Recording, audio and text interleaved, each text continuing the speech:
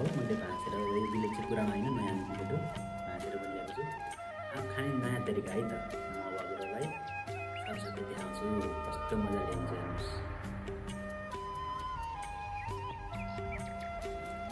आँप खाँदा यत्रो धेरै बेर किन गर्ने, सटसट्टी च्याप्प काटेर खाए हुन्छ भन्नुहुन्छ नि, त्यो पनि ठिकै हो। तर यो तरिकाले आँप खाँदा चाहिँ अझै मजा हुन्छ है, अझै मिठो हुन्छ। यो चाहिँ मजाले यो चाहिँ फुलको आकारमा चाहिँ यसको बोक्रा निकाल्ने अनि त्यसपछि मजाले खाँदै अझै बढी मजा आउँछ होइन। म तपाईँहरूलाई देखाउँछु, तपाईँले भिडियो हेर्दै जानु होला है।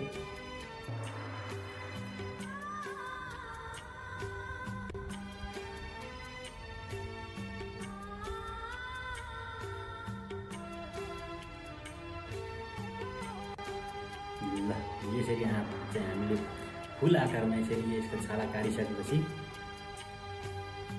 खाने है त।